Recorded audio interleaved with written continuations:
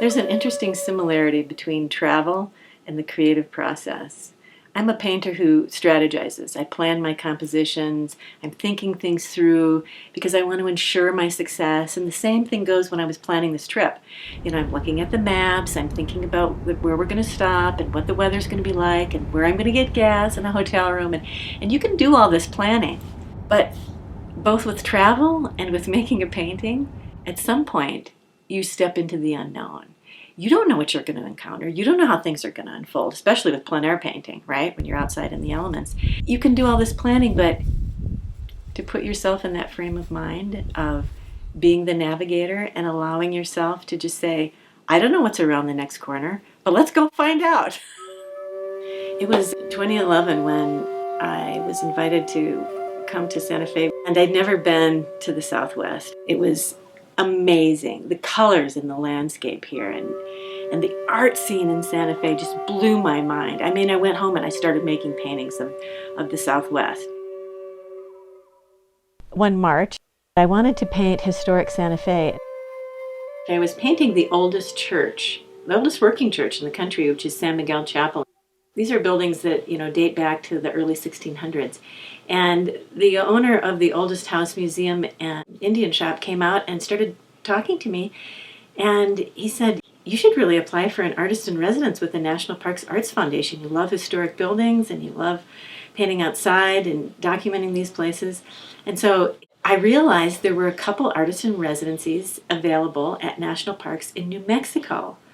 And I'm so enchanted with New Mexico, and I thought, what if I applied and I could live in New Mexico for a month and paint?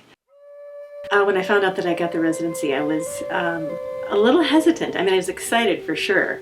I felt very honored, and I thought, you're still in the game, girl, you can do this. But I have a husband and teenage girls, and I thought, can I really leave for this long? And actually, the part about being alone for a month, I just couldn't wait. Not because I don't want to be with other people, but it's the idea that you would have this concentrated amount of time to just work your craft, just to develop it, just to try all the things that normally you wouldn't have time to do because you have deadlines for this painting and that painting and this thing. And so I'm setting out to do something that I'm good at. Yeah, I'm a good painter. I can paint almost anything, but painting en plein air, which means to paint outside from observation, it's a different game altogether. If I'm in the studio and can control the environment, it's my best game. I'm very well versed for years and years in painting the figure and the still life, and landscape is sort of the newer thing. I've been painting it all my life, but not with that kind of focused concentration. So I thought, what if I fail? And then I thought, you know what? So what if I fail? It's all about just going out there and trying and learning and understanding and embracing. And because I was not just at a national park, but at a national monument, which means there are historic buildings there, I was challenged to really prepare and embrace the history of that place. So I started collecting books on the history of northern New Mexico and the Indian Wars and Buffalo soldiers at Fort Union, and just trying to widen my scope. It's not just about painting the landscape or painting these adobe ruins that are occupying this monument. It was really about understanding this place. I called my project To Mark a Place, as if my paintings were going to be marking this place, but truly, without an understanding of what transpired in this area and who were the players and why would it even be important to maintain these adobe ruins? Why would we preserve them? Well, for some, it's a reminder of the pioneer spirit and how much courage and bravery it took to, quote unquote, settle the West. But for others, it's kind of a somber reminder of how the people who came here were sometimes people who took from the people who lived here and oppressed them rather than shared and honored their traditions. And so I think it's important as a national monument to remind us of our misdeeds so that we don't commit them again. So I feel that if nothing else, I was going to really learn something and embrace the history of this very special place. And I was surprised at the outcome, actually. My expectations were that, I'd become kind of a history buff and I'd learn the names and dates, but I think there was so much more to it. My attitudes about the history of our country, my assumptions about the history of our country were so challenged. And I find that I've thought so much more deeply about these issues, especially concerning our Indigenous people.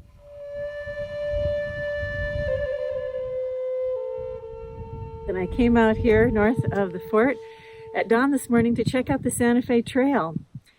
You wouldn't believe it, but this gully is what's left of the Santa Fe Trail. There are over 100 wagons a day coming down the Santa Fe Trail, and they created such deep ruts that eventually they created this depression in the earth, which is, by the way, visible from aerial photography. It's absolutely still, absolutely quiet this morning. I saw a few pronghorns running out in the field not too far from here. And of course, there are cottontails here and there, and the meadowlarks are singing. And it's really an amazing experience. Part of the artist in residency program is that you give a public presentation. And the National Parks Arts Foundation asked me to do two. They wanted me to do a painting demonstration out at Fort Union National Monument. And then they also arranged for me to give a public presentation in town, about 28 miles away, at Las Vegas Arts Council Gallery 140. And I had a really interesting and beautiful experience there.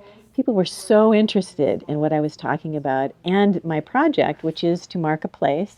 And at the end, a gentleman raised his hand and asked the question, so which painting are you going to donate to the National Park Service? Because that's sort of part of the residency. Well, I was thinking about this one, but I'm not sure.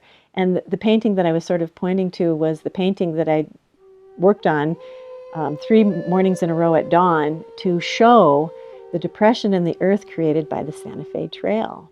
And so it's a painting where you're seeing the Santa Fe Trail leading into Fort Union. So Fort Union is off in the distance, as if travelers from the north, from Independence, Missouri, would have seen it if they were approaching from that direction. And you know, I painted lots of adobe ruins and all that sort of thing, but they really felt that that painting, with that depression in the earth left by the Santa Fe Trail, was the painting that truly marked a place.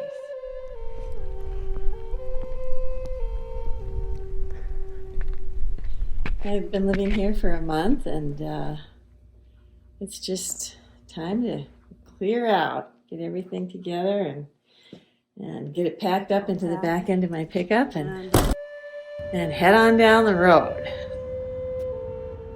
It was a really good thing for me because every time I did face my demons, you know, that moment, what am I going to do with my time and what would really serve my purpose here?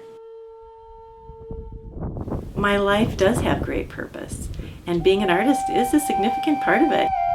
Especially if we're women, we have to remember we got to take care of ourselves, and we do have some very important things to do with this lifetime that we have. And when I was out there by myself, I had a chance to really think about that and make some decisions about how I was going to fulfill that from moment to moment every day. And that was pretty spectacular. I loved it.